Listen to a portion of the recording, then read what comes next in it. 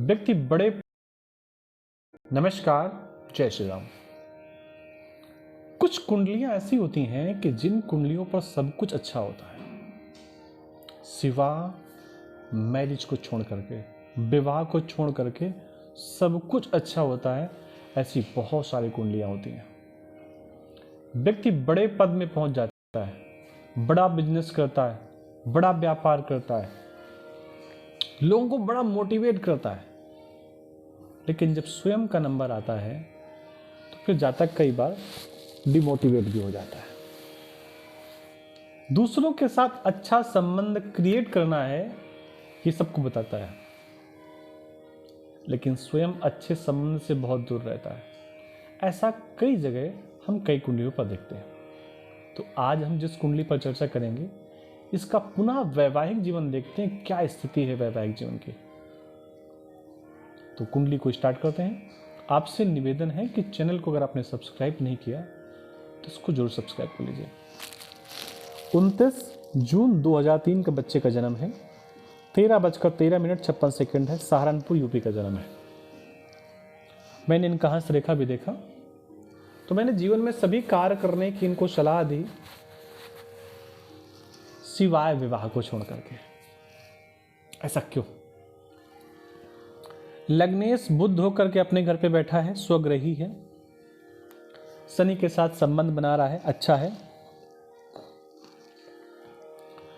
लेकिन हम जब पुरुष जातक की कुंडली को देखेंगे तो उसका सप्तम भाव देखते हैं, सप्तमेश देखते हैं और उसके साथ शुक्र की स्थिति देखते हैं, मंगल की स्थिति देखते हैं वैवाहिक जीवन के लिए, कि इन दोनों ग्रहों की स्थितियां क्या हैं। कहीं ऐसा तो नहीं कि सप्तम हाउस अच्छा है, सप्तम का स्वामी अच्छा है, सप्तम का कारक अच्छा है और मंगल और शुक्र अव्यवस्थित है। अगर ऐसी स्थिति उत्पन्न होती है किसी भी जन्म कुंडली पर, तो निश्चित मानिए हम कह सकते हैं कि इस जातक का वैवाहिक जीवन अव्यवस्थित है। इस जातक को फूंक फूंक करके कदम रखने की आवश्यकता है। किसी भी जन्म कुंडली में अगर सप्तम भाव के स्वामी का संबंध केतु से बन जाता है तो किसी भी जातक की कुंडली पर कहीं पर नोट कर लीजिए, सप्तम भाव के स्वामी का संबंध केतु से अगर बन जाता है तो उसका विवाह करना, न करना, होना न होना सब अव्यवस्थित हो जाता है। विवाह के बाद जीवन उसका नरक हो जाता है। हम लोग जानते हैं कि जब भी कोई ग्रह त्रिकोण में बैठा होता है किसी ग्रह के, तो उसको हम उसके पास मान लेते हैं। देखिए, सप्तम भाव पूरा खाली है, बड़ा साफ सुथरा लग रहा है, कहीं कोई अशुभ दृष्टि नहीं दिख रही सिवाय केतु के। केतु यहां बैठा हुआ है, 1 2 3 4 5। यहां से अगर शनि भी दृष्टि कर रहा होता, शनि यहां से बैठ करके कर रहा होता, तो कोई निगेटिव प्रभाव नहीं देता, लेकिन केतु दृष्टि कर रहा है। केतु दृष्टि बना रहा है सप्तम भाव पे, यानी कि केतु इस भाव को खराब करने का, डिस्टर्ब करने का पूरा प्रयास कर रहा है। जितना निगेटिव प्रयास कर सकता है सब वो प्रयास कर रहा है इस भाव को डिस्टर्ब करने का। इस भाव का स्वामी कहाँ है देख लेते हैं। गुरु 1 2 3 4 5 अपने से पंचम में गए, उच्च के हो गए, अमात्य कारक है, शुक्र की डिग्री से कम है, अमात्य कारक है, लग्न की डिग्री से संबंध बना रहे हैं। गुरु सब प्रकार से अच्छा करने का प्रयास करेंगे, उच्च के हैं, यानी कि जातक का जो पार्टनर होगा वो जातक से ज्यादा हाई फाई लेवल का होगा। जातक तो अपने घर पे ही बैठा है, लेकिन जातक का पार्टनर उच्च हो करके बैठा हुआ है। और जातक कैसा है? सबसे कम डिग्री का, जाया कारक। लग्नेश अगर जाया कारक हो जाए और सप्तमेश अगर आत्म कारक या अमात्य कारक हो जाए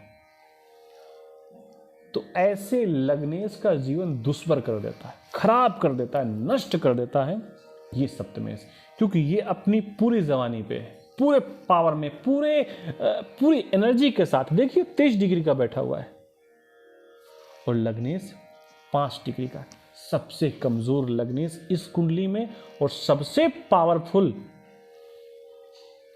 सप्तमेश शुक्र के बाद। तो जैसे ही जातक का जीवन शुरू होगा वैवाहिक के बाद, उसी समय स्थितियां इतनी खराब हो जाएंगी कि उसको लगेगा कि मेरी पत्नी है, मैं इसका गुलाम हूं। ऐसी स्थिति में इस जातक को हमको जो सलाह देनी थी हमने दे दी, लेकिन इतना पता है कि वैवाहिक जीवन बहुत श्रेष्ठ नहीं है। चलिए इस भाव की स्थिति को देख लेते हैं।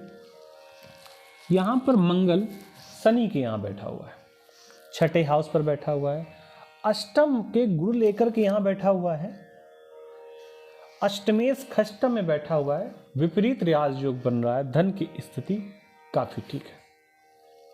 गुरु 3 डिग्री का है, थोड़ी देर बाद राहु 3 डिग्री का है और राहु बड़ी तीव्र गति से इस भाव में आने का प्रयास कर रहा है अष्टम हाउस पे। यानी कि एक तरफ मंगल, एक तरफ राहु, जो सप्तम भाव है बन गया पाप कर्तरी, कैंची काटने का प्रयास करेगा। कैंची ऐसे काटती है ना, कैंची के बीच में कोई भी वस्तु आ जाए, ये पाप कर्तरी बन गया और इसको काटने का प्रयास कर रहा है। कौन? मंगल और राहु। इस भाव को कैंची के बीच में आ गया और इस भाव को खराब करने का पूरा प्रयास कर रहा है मंगल और राहु। केतु की दृष्टि ऑलरेडी इस पर पड़ रही थी, लेकिन अगर इसके स्वामी के साथ केतु का संबंध न जुड़े तो भी विवाह चल सकता है। चलो आप देखते हैं कि क्या स्वामी के साथ स्थितियां क्या है।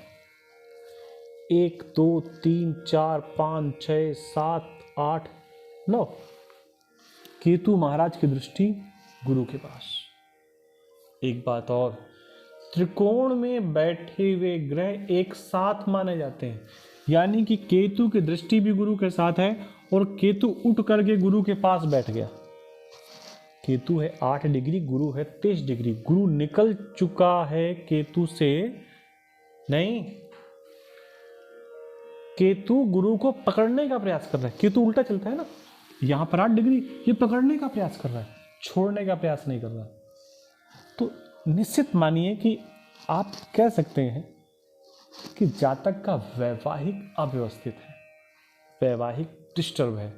अगर जातक विवाह करता है तो कई बार क्या होता है, व्यापार में लॉस होने का चांस रहता है, तो लोग कहते हैं अपने रिस्क पर व्यापार करिए।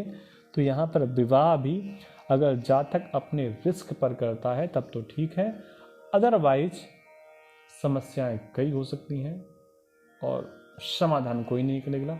इसलिए बड़ी सावधानी के साथ ऐसे जातक को विवाह के संबंध में प्रवेश करना चाहिए, क्योंकि कई ऐसे लोग होते हैं कि विवाह तो कर लेते हैं ऐसी खुशी से, बाद में उनका पार्टनर ही उन्हें बिल्कुल डिस्टर्ब करके भाग जाता है।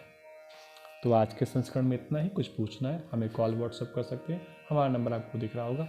आप सबको पुनः राम राम, नमस्कार।